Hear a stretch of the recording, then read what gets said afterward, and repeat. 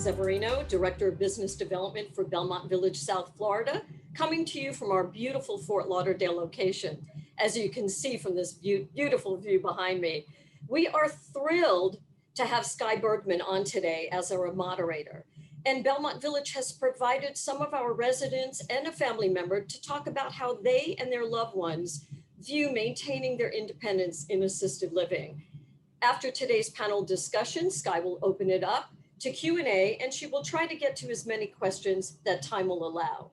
So please be sure to put your questions in the Q&A section on this webinar. Directly following the webinar, I will introduce you to Susan Berger, our family advisor, who will tell you about Belmont Village. So let's get started. Skye Bergman is the director of Lives Well Lived, a documentary film celebrating the wit and wisdom of older adults, which will premiere on PBS this September. And we're so thrilled. Belmont Villages also would like to announce that we're going to be one of the sponsors for this broadcast. We're very excited. Skye is an accomplished award-winning photographer and professor of photography and video at Cal Poly State University in San Luis Obispo, California. And I welcome you, Skye. Thank you so much for joining us today. Take it over. Thank you so much, Stephanie. Thank you so much to Belmont Village Senior Living. It's just wonderful to partner up with you and also with all these wonderful panelists that we're going to see today. So what I'm going to do is I'm going to show a short video of each of the panelists that we put together, and then I have a question for each of the panelists. And then, as Stephanie mentioned, if there's time left at the end, we'll look at questions that you all put in the chat.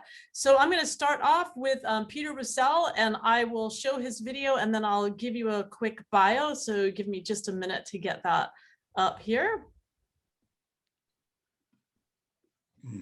My name is Peter Roussel. I now live in Houston, Texas. I'm 79 years old. I was press secretary to George H.W. Bush in 4 positions he held before president. My title with Reagan was special assistant to the president and deputy press secretary. Well, I come from a journalistic family, so those kind of roots were in me. My father was a daily columnist in the Houston Post and the drama critic.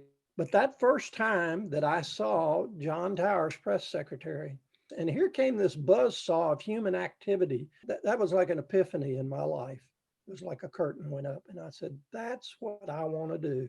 It combines everything I'm interested in. It's journalism, it's media, it's theater, it's drama, it's comedy, it's excitement, it's pressure. Yes, it's pressure, but that's it. It codified everything that I was interested in. On my first day back into the White House the second time, I'd only been there a few hours, and Baker called me and said, come back to my office right away. He said, tomorrow morning at 10 a.m., the president's going to walk in the White House briefing room here and make an historic announcement. He's going to announce that he is nominating to the United States Supreme Court the first female Supreme Court justice. Her name's Sandra Day O'Connor. She's a judge out in Arizona. Boy, you talk about stepping into history, and that truly was history being made. To this day, when I step off a plane at National Airport at Washington, I still get that adrenaline feel. My mother told me when I was growing up, and she had been an actress too, she said, there's only 2 professions if you want to have an exciting life. She said, one is newspapers and the other is the theater. Well, what I did combined both of those plus a few other things. So that's a brief introduction to Peter, but I'm going to give you a little bit of his bio as well. From 1981 to 87, he served in the White House as special assistant and deputy press secretary. His duties included, as a spokesperson, included briefings at the White House press corps and accompanying President Reagan on domestic and foreign trips, including the historic meetings with Russian President Mikhail Gorbachev in Geneva in 1985 and in Iceland in 1986. As you saw in the short film, on his first day in the Reagan White House, he was assigned by Chief of Staff James Baker to handle media relations and serve as press spokesman for the landmark historic appointment of Sandra Day O'Connor as the first female Associate Justice of the United States Supreme Court. He is also a media commentator with appearances that have included CNN, ABC, World News, CNBC, PBS, and others. He's the author of a novel, Ruffled Flourishes, which was published in 2009. And the novel is a satirical look at the daily travails of reporters covering the White House, attempting to squeeze accurate information from presidential representatives. This book's been made into a play, and he's currently working on a musical.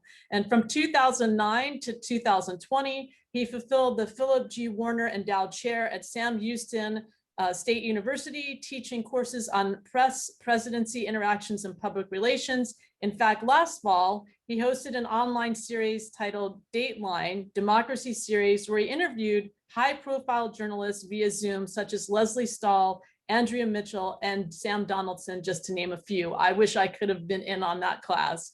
So Peter, thank you so much for joining us today. It's such an honor to be talking to you.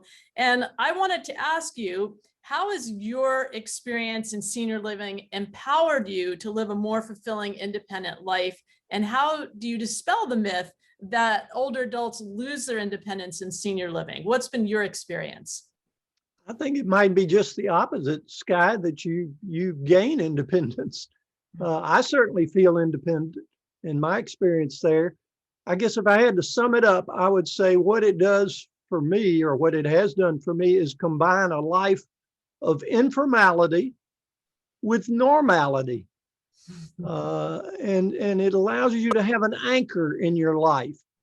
And that is, you're anchored by the fact that you're living amongst people who care about you and who are aware of your presence, and if there's a need, can help you.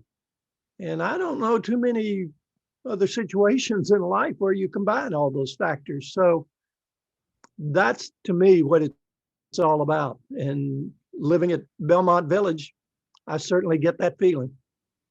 That's great, Peter. Thank you so much. And I'm sure we'll circle back, but we're gonna move on to Kay Allen, also Catherine Allen, but she goes by Kay, and I will share her video with you right now. My name is Kay Allen, and I'm 88 years old, and I'm living at the Belmont in Fort Lauderdale, Florida. The first time I came to Florida, I could not believe how beautiful it was, the colors and the warmth. And I said, I'm coming back here someday, and here I am. Joseph and I raised a family. We have 7 children. I have 10 grandchildren. When my children were in school all day, I went back to college, Case Western Reserve, to work on a master's degree. And after that, I worked for 10 years in a local high school. And then I had an opportunity to apply for law school at Cleveland State University, John Marshall School of Law. So I was 63 when I graduated from law school, and I did pass the Ohio bar. It was an exciting experience for me. One of the reasons was because I wanted to be a good example to my daughters. I never bought my daughters Barbie dolls. They still tease me about that, because I said anything is possible. If you decide that you want to do something, you can be anything. You can be president of the United States. You can be a doctor, lawyer, judge. So that was important to me. I always loved school. I like to learn. I still like to learn. Just because you're in your 80s doesn't mean your life is over. I'm learning every day, and I hope I've passed that on to all my children. I chose Belmont Village because I watched this building go up. I like to be with people. I like the daily interaction with people. Living here is similar to living on the concierge floor at the JW Marriott. Wonderful. Thank you so much for that, Kay. So I'm going to read a little bio about Kay. Kay was born in Cleveland, Ohio. That was her hometown until she moved to Fort Lauderdale, Florida in 1996. She was educated in Cleveland, and after she taught middle school in the Cleveland public school system, she married Joseph Allen. They were together for 64 years. They raised 3 sons, 4 daughters, and have 10 grandchildren. And as you heard in the video, while her children were attending school, she returned to Case Western Reserve University, earning a master's degree in information science. And after graduation, she served as a media specialist at a local high school. After working in the high school for 10 years, she applied and was accepted to law school. And as you heard in the video, she received her law degree and passed the Ohio bar. And when she relocated to Florida, she served for 15 years as a guardian ad litem, and I'm sorry if I'm mispronouncing that, for children who are wards of the court and have been removed from their homes due to abandonment, neglect, or abuse. She represented them and their best interests when their cases were heard semi-annually before the judge in the 17th Judicial Court of Broward County. After the death of her husband, she chose a new pathway as a resident of Belmont Villages. And I'm going to let her talk to us a little bit about her experience. So Kay, welcome. Thank you so much for being with us today. And you're in this beautiful background there with that swimming pool, which I know you swim in every day. Can you talk to us a little bit about how senior living has enhanced the quality of your life, and also how you can dispel the myth that moving into senior living, how is that in terms of your independence? I know that your husband died in the middle of COVID and you moved in the middle of COVID. So can you talk a little bit about your experience? Well, yes, my husband of 64 years passed away right at the beginning of the COVID pandemic. And I was in our condominium where we lived and where he passed away, where he was cared for. However, everything was shut down. No one could come into my building, no family members, only medical people, home health age, or so it was very, very difficult. And I knew that I had to make a change in my life. I know who I am and I know what I like, and I like to be with people. And I was able to do that here at the Belmont. It's been a new pathway for me, and I'm enjoying every day here. I'm free because I don't have any responsibilities to take care of a condominium. If I have any problem, I just call the front desk and the maintenance man comes up and fixes it. And housekeeping, I haven't used a broom since I've been here. So, and then all the things that I really like to do prior to the pandemic, playing bridge, going to the pool, going to water aerobics, going to the gym. All these things are provided for me here at the Belmont. And one of the best things is the continuing learning here, because once a week we have either a lecture from a physician from the Broward Center for Health, or a professor from the university, Nova University, which is very stimulating. So I'm free. I don't feel that my life has changed that much by coming here. It's been enhanced.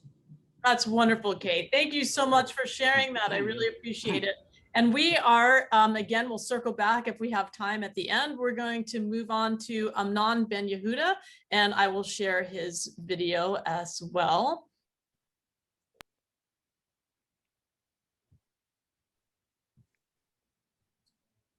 I fell in love with her the first moment I saw her. After a few dates, I think she fell for me too. We had very little money. I was lucky to find a job in Los Angeles, and she went on to spend a year student teaching. And that was the beginning of our life. We have lived such a wonderful life. We've done a lot of travel together. We loved music together, classical music. About 10 years ago, Lee had a knee replacement surgery. And later on, she developed cognitive problem with short-term memory. Her long-term memory today is perfect. I thought that the best thing we could do for her was to keep it home and bring a 24/7 support in the house. So it's someone living here. And I thought that's the best we could do. And I was proven to be wrong. I noticed that she was becoming very, very lazy. We could not motivate her. After about a year, I realized that it's unsustainable. And she was going down and down and down. So I started looking in earnest. What to look for? Depending on the person, depending on the condition. If it's a mild cognitive, I would say circle of friends in Belmont Village, don't think twice, because it's the only place. I mean, when I see her now, she's wonderful. I usually get there and we spend an hour just conversing, having a good time, talking. She's well, she's healthy. She looks and feels better than she did when she was at home. And sometimes, like they have an activity at 2:00 and we're together until then. And she literally tells me, go home now. She has to go to the class or to the activity. And by the way, later this month, we're celebrating our 70th anniversary. Wonderful. So happy 70th anniversary. We got to see a little bit of that anniversary photo, which I know you did celebrate, and you're celebrating for the rest of the month, maybe the rest of the year. Amnon has an amazing story, which is not part of the video, and I'm going to tell you a little bit about that now, and then we'll ask him a question. So Amnon is an Israeli native. He joined the Haganah underground at the age of 13. And during the War of Independence in 1948, at a historic battle in the Upper Galilee at a place called Nebi Yusha, he miraculously survived a serious shot to the head. He ultimately recovered from short-term loss of sight and speech, but remained limited with his right hand. The 22 men killed in that battle were buried at the battle site in a common grave that has since become a national monument for the heroes. After graduating from UC Berkeley in 1952, he ended up with a career in the computer field and serving at a small software company. He was the president of a small software company for 2 years before retiring to deal with his emotional wounds from war. For 4 decades following that physical trauma of war, he suffered in secret with emotional demons. Like too many combat veterans, he resisted counseling and remained in denial about how lasting and damaging his wounds were. But facing a crisis, he finally reached out for counseling, and that turned his life around. He wrote the book, Healing the Wounds of War, My Personal Journey, not as an autobiography, but as a journey through one veteran's inner soul, seeking to inspire others in similar situations like his, and also to finally find peace of mind. He lives in San Diego, California, and he's been active in the community, serving on nonprofit boards and committees, and has taken a leading role in the infant immunization initiative through Rotary. In 1989, Amnon was awarded an honorary degree from the Professional School of Psychological Studies in San Diego. And throughout the pandemic, he's played violin for his congregation every Friday night. So I think that's wonderful. Amnon, thank you so much for being part of our panel today. Welcome. My question to you is, what advice would you give another couple in a similar situation as yours? And how has having your wife in senior living actually given you and your wife both some independence? Well, advice, it's hard to give advice, unless you ask for it. But, we after Lee came down with a cognitive problem, it's a short-term memory, I thought that she would get the best treatment at home because we have a very nice house, and I brought in 24/7 coverage, and I felt that would do it. We did the best thing, but it turned out I was wrong. Twice during that year, we had to rush her to emergency because her health was continuing to deteriorate. She became lazy. She didn't have a structure for the day. She spent a lot of time in bed and just doing nothing. And I realized we were moving in the wrong direction. I began to do my research and finally found the Circle of Friends program at Belmont Village that just made so much sense. And we signed her up to that. And she's been there for, I guess, about 2 years now. Her health has been improving amazingly. The memory is a different issue because there are so many factors there. She's holding her own, let's put it this way. And but health-wise, she's just been improving and improving. She's just like a healthy person. And we're not youngsters, she's 90 and I'm 91, all right? So I'm sold on it. She will stay with the Circle of Friends as long as they keep her. And now they open a new, now I could not join her. That was my dilemma because where she's staying at Belmont, it's near Poway, it's too far from the city. And I'm still very much involved in community life, Rotary Club, the Temple, and other groups that I'm actively involved in. I'm involved in infant immunization initiatives. I'm a member of the committee, a leading member. So I could not see myself turning away and moving to out of San Diego. Thank goodness they're building a new place now in La Jolla, which is really close. It's in the city. And we already put a deposit down for a 2-bedroom apartment. And Lee will continue to have the Circle of Friends treatment, but that's #1 for me. Her health is #1 for me. So here she is, she will have Circle of Friends and we'll be able to live together. So that's coming up sometime next year. So hopefully by your 71st anniversary, long before that. Hopefully we will be there. I will be there in a heartbeat, all right, as soon as I can. That's wonderful. Thank you so much, Amnon. We are going to move on to Chris, and let me pull up his video.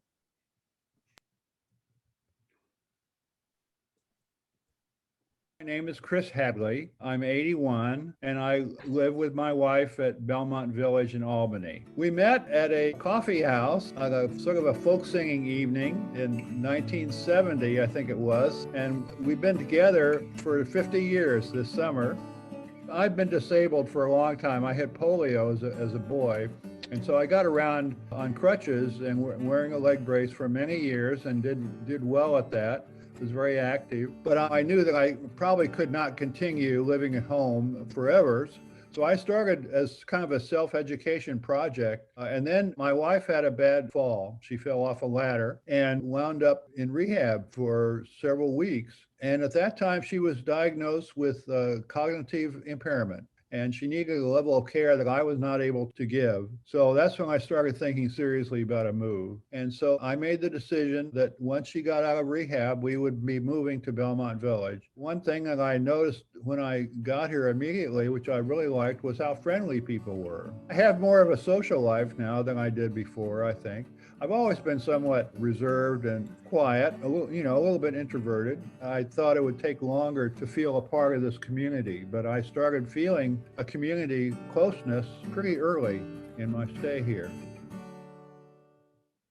Nice. Well, thank you. Welcome, Chris. Thank you for being here and being part of the panel. So a little bit about Chris. He grew up and attended college in the Midwest, and then he came out to Berkeley for graduate school, and he decided he liked it in Berkeley. Could be something with the weather. He began a lifelong, he's been a lifelong learner, having studied philosophy, law, religion, and finally counseling, which led him to a satisfying career as a college counselor in Oakland. He met his wife, Helen, a former college librarian in Berkeley, and they recently celebrated their 43rd anniversary. And as you saw in the brief film, they've actually been together for 50 years. They have shared a love of reading, film, and theater, exploration, and travel. Chris dealt with a disability due to childhood polio, as you saw in the film, but that gave him the determination to be as active as he could be in adulthood. As a result, he grew to love swimming, hiking, camping, and active travel. He's also been active in professional and faculty organizations and has served on a few boards of directors, including the resident council at Belmont Village in Albany, where he continues his interest in reading, discussing current and classic fiction and nonfiction as a member of 4 different book groups, which certainly keeps him busy. So Chris, thank you very much for being with us today. I really appreciate your time. And I wanted to ask you, what positive changes have you experienced since you have moved to senior living? Well, thanks for that nice introduction, Sky. It's really enabled me to continue my lifelong quest to be maximally independent, despite having a disability. I like to say that if you have to be disabled, now is the best time in human history to be so, because there's so much wonderful technology. For example, I used to get around when I was in the hospital at age 11, when I first got polio. I had to maneuver around the hospital in one of these big old push chairs, that you've seen in movies.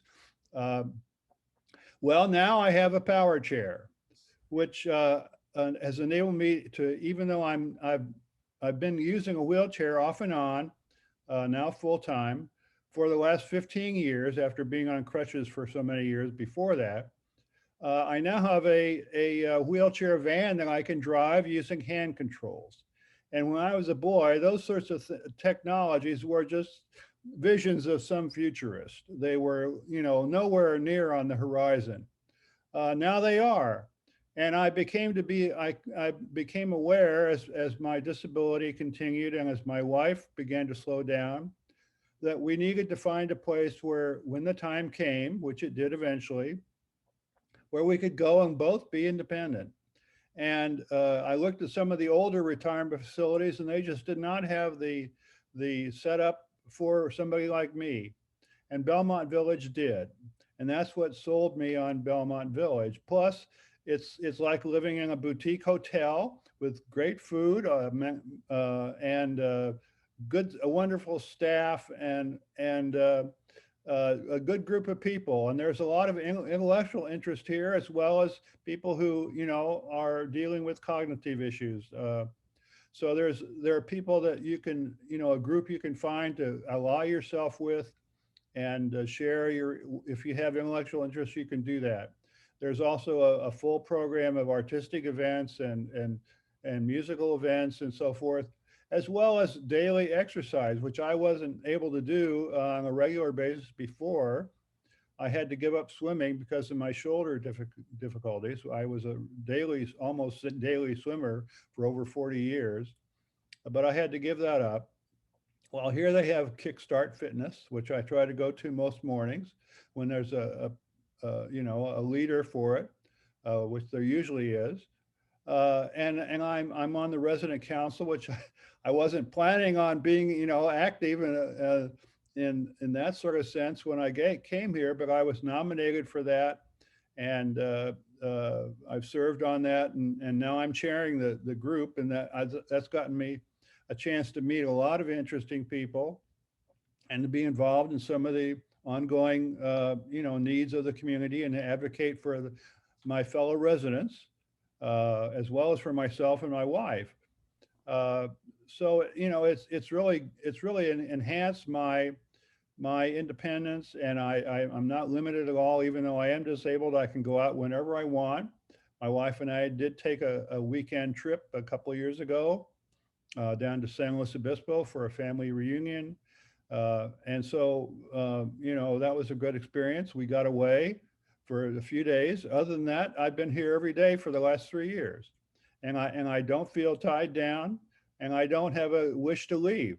So, although, there are always areas you can think of for improvement, this place has worked great for me, and I can only say that about it. Great. Well, thank you very much, Chris. I really appreciate that.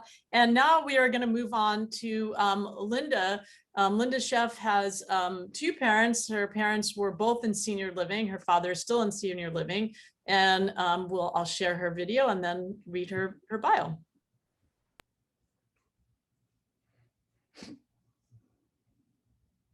Hi, I'm Linda Sheff, and I live in the Dallas-Fort Worth area.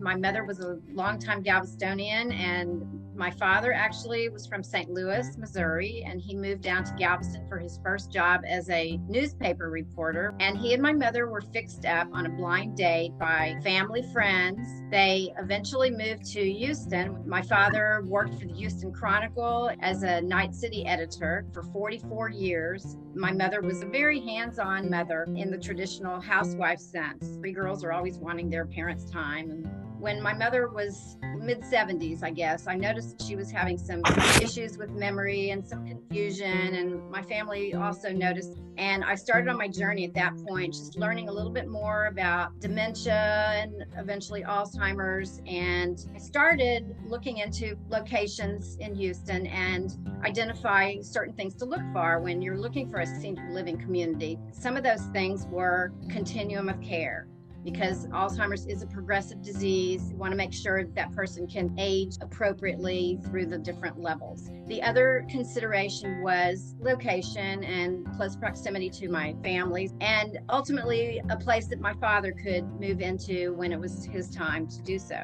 before my mother died, my father did move into assisted living at Belmont, and he was taken care of. They had all these activities, and he was going to see my mother several times a day. He'd go participate in her activities with her, and then he'd have his own. And so he really got integrated both in the assisted living area, but also still being part of my mother's life. And so they spent basically her last year together, and it was like a love story rejuvenated because they were able to see each other, and he didn't have to do the heavy lifting that he was doing before. As my rabbi told me, he was a loving caregiver, but not a skilled one. And there is a big difference. The burden was removed, and he was able to just spend joyful time with her. Just seeing that tenderness and that sweetness, particularly at the end of their lives, was just a real blessing for us.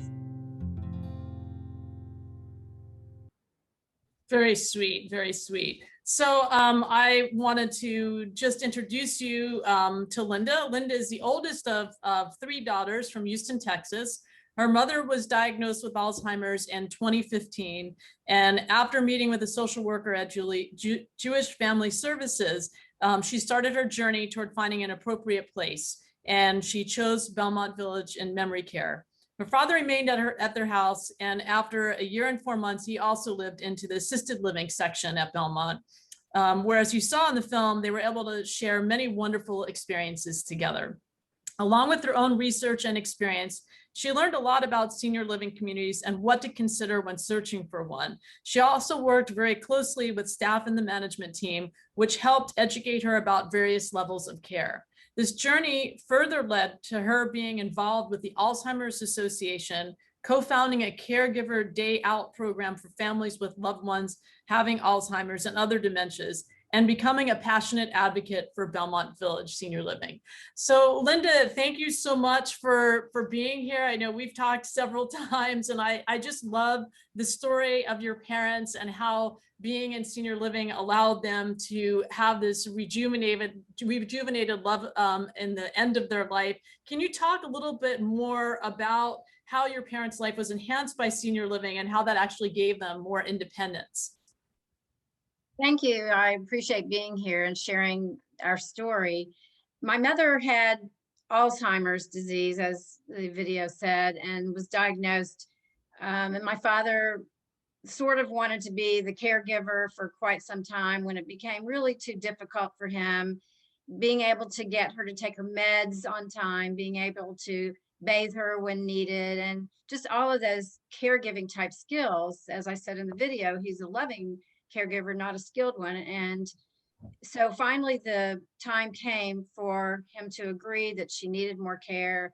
And the thing that appealed to me most about Belmont Village was that they have 2 different levels of memory care, one being Circle of Friends, which is for the more mild to moderate residents, and then one called the Neighborhood, which is more severe to profound. And my mother was a wanderer, and so she was ultimately put into the Neighborhood.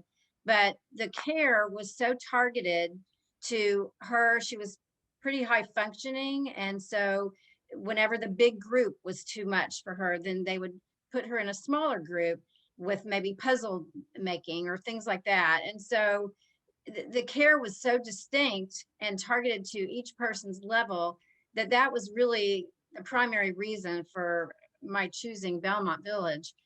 A year later, my father, he had been traveling back and forth to see her, but it was becoming more difficult for him.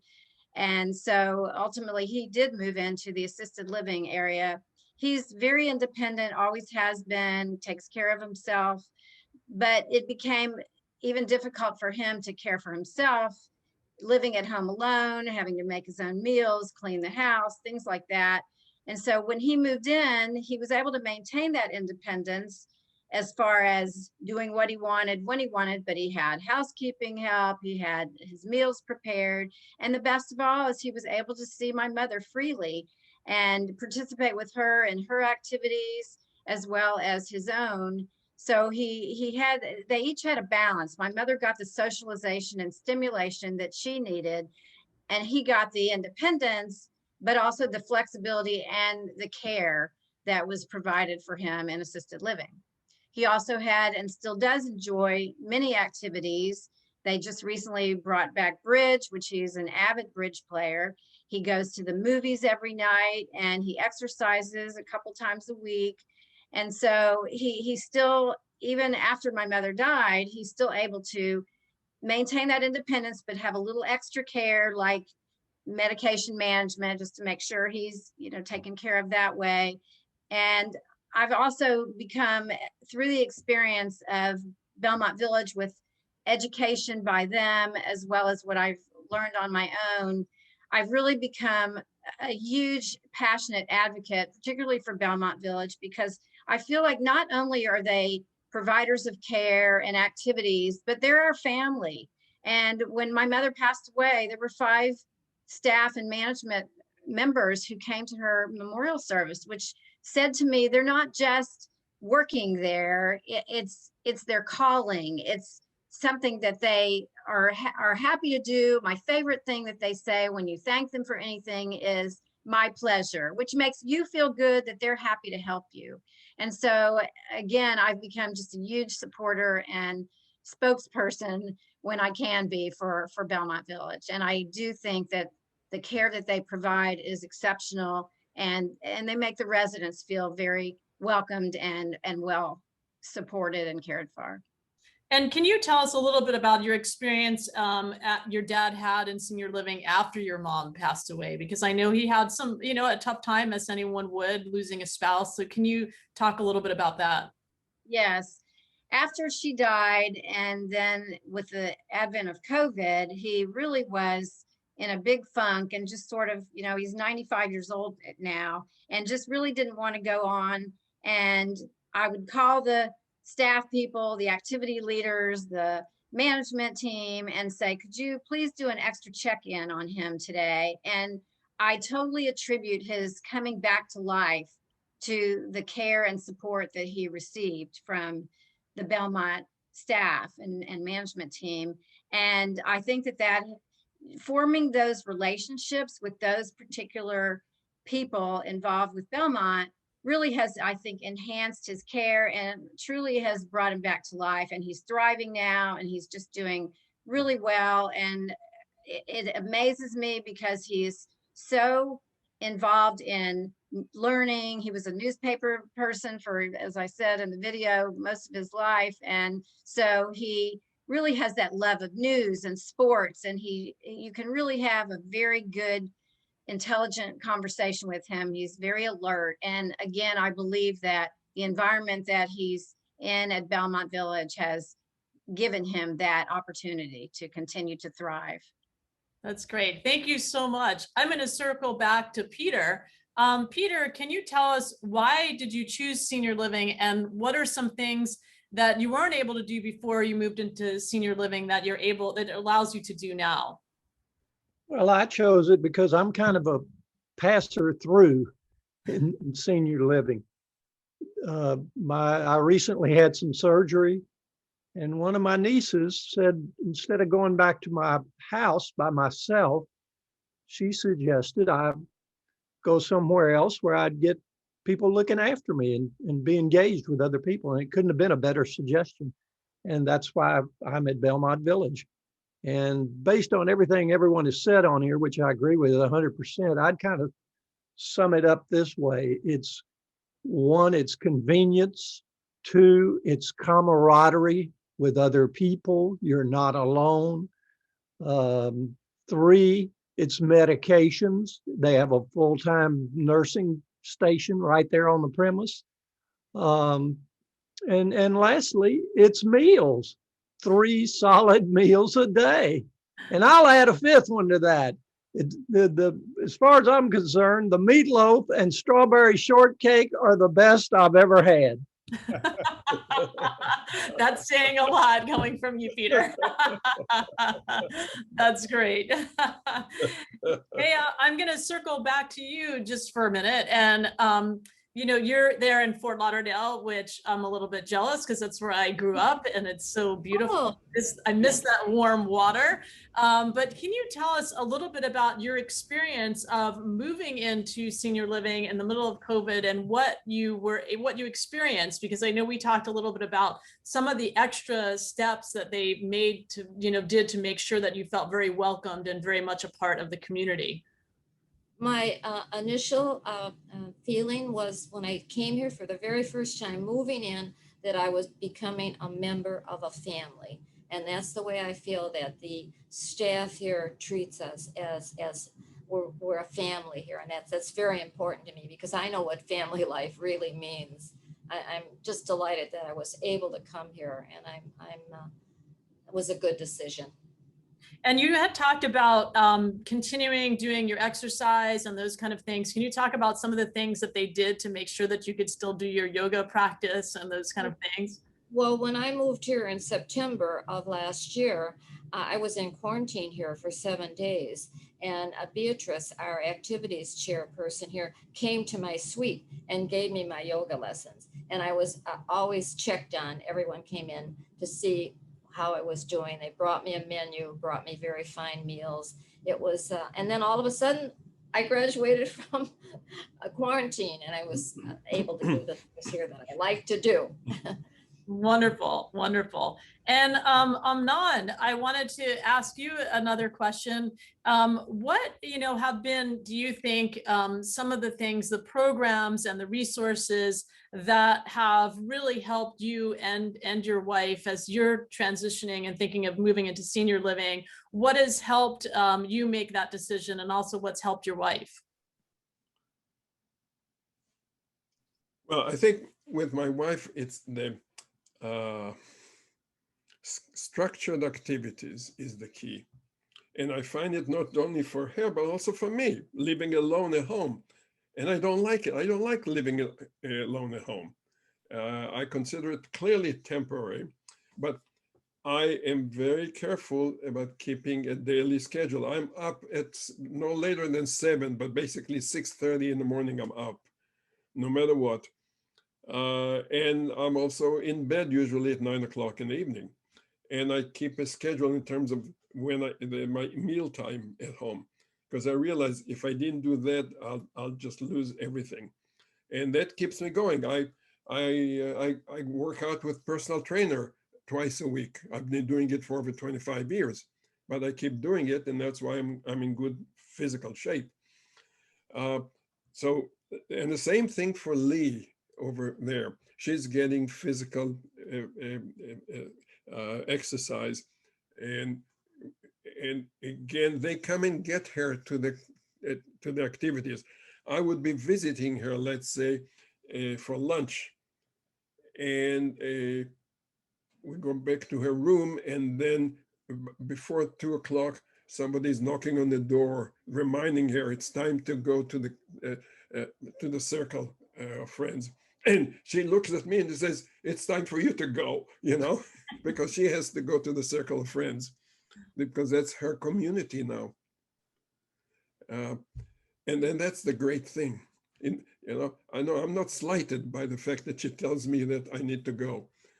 It's wonderful because she is a member of that community and she's involved. She has a schedule. And she calls me most evenings. She calls me before bedtime. She says, "I already have my nightgown on." And it's usually about 8 o'clock, more or less, in the evening. She's ready to go to bed, and that's it, done.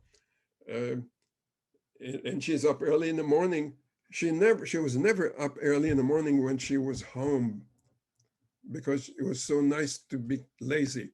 Now she's by herself, up early to go downstairs and get the breakfast so that she'll be ready for the 9 o'clock activity. And that, I believe, is mandatory for all of us at any age, to remain to be a productive human being. So it sounds like there are there are keys, there are a couple of keys that are coming out, which is this sense of community and then this sense of structure, which is definitely something that I am hearing everyone say the same sort of thing in different ways. Absolutely. Yeah. And Absolutely, yes. Chris, can you tell us a little bit about maybe what advice you would give another couple that's in a similar situation to your situation, where you know, you're very similar to Anon in that regard, that you have a wife who is in memory care as well. But what advice would you give somebody looking at a senior living facility? Well, my advice would be to visit as many as you can. And I started doing that about, well, 5 to 10 years ago. I visited all the local retirement communities on the east side of the bay, and that's a couple dozen, and of all sorts of sizes and flavors, just to get an idea what was out there. And I think that's a good practice for anyone who thinks that they might at some time in the future, and it can happen to anyone, suddenly find themselves in need of a greater level of care for either for themselves or for a spouse than they previously anticipated. We all have a hope of, you know, continuing to live in our golden retirement years in our homes that we love, as we did in our 4-bedroom house in the Oakland Hills. But I could see that it was going to be, you know, just out of the question. And so I think that's a good advice if you're in an area that has a variety of retirement communities, whether they are, you know, continuing care, providing sort of so-called cradle to grave or retirement to grave care, or if they are assisted living only or memory care only. There aren't, you know, but mainly it's for people who have, you know, who are able to live somewhat independently, but will need more help as they go along, and get to know the staff, have a meal, have a tour. I think that's possible at virtually every place. And so, and, you know, talk to your friends, talk to your advisors, and you get good information that way. It's hard. There are some quote objective ratings, but usually they don't give you that much information. So you have to go on and see the places for yourself, meet the people, and go from there. That's Yeah. Here, here, absolutely. Yeah. Thank you, Chris. Thank you, Anon. And Linda, I have a follow-up question for you. What advice would you give another family considering senior living for a loved one? You spent a lot of time doing your research, and you also have in-laws that are in a different assisted living facility, senior living facility. What advice would you give another family? I think the two main things, as I mentioned, I think in the video, were a place that has a continuum of care, as Chris just referred to, that you can start out independently and you can graduate all the way down to memory care. And my in-laws were living independently, and my mother-in-law needed memory care. My father-in-law needed assisted, and in their mid to late 90s, we had to make that move. So starting them out in a place that can provide that different transitional living is really a big help to the family and to the residents themselves. I also think that the different levels of care are important, as again, I mentioned about the different levels of memory care, because it's not one size fits all in memory care, even in assisted, but definitely memory care is not one size fits all. And I think that's really important to make sure that you are aware of what kind of stimulation and socialization that the resident will get, whether it's in memory care or assisted or even in an independent living. And the last thing I think is so important, and I know that it's really enhanced the experience for my parents as well as my sisters and me, has been forging those relationships with the management team, so that when you call, my father turned 95 and it was or 94, it was during COVID. And I called and said, could you bring his friends out of their rooms and sing happy birthday down the hall? Can you make him his favorite chocolate dessert? Can I have a FaceTime visit? And can my sisters stand at the front door and sing happy birthday? And they did all of that. And I think that's because they know me and they know my parents. And so they want to do as much as they can to keep you satisfied and feeling like your requests are being honored and met with such great skill and care. And I think that is one of the best things that anybody can do, is just forging those relationships. That's great. Well, I think we're going to wrap that up after this. So thank you so much to all of the panelists that we had. And if you're interested, both Amnon and Peter have books that you can find on Amazon. And I think that would be, they're great books. I have both of them. I can't wait to meet both of them in person so I can get autographs on them, but a little plug for their wonderful books. And so I want to turn it back over to Stephanie at this point. Again, thank you all on the panel for being part of this today. Thank you. Thank you, Sky. Nice, wonderful job. We really appreciate the panelists and everything that you did to kind of bring and shed some light on this decision to make to come into a senior living environment. So thank you. This was so wonderful and so informative. So now if I'm going to introduce Susan Berger, our family advisor, to talk more about Belmont Village. Thank you. Thank Susan. you, Stephanie. I am so proud to be a part of a company like Belmont Village. For 24 years, Belmont has owned and operated best-in-class, fully licensed senior living communities, founded on the belief that seniors deserve to live self-directed lives in a supportive community filled with new interests and friendships, safety and security, quality and value, and a place that they can call home. At Belmont Village, it's all about quality of life. It's about health, energy, and purpose. We want all of our residents to stay healthy and active, and in so doing, to live well. And our goal every day for every resident is to support that healthy lifestyle. We know that what you eat and drink, how much you exercise, and the way you socialize are all equally important to successful aging. We believe in a person-centered approach in providing our services, and residents receive help with activities of daily living when needed. Although residents' needs may vary, they can count on our caring and compassionate staff, committed to providing high-quality, person-centered care.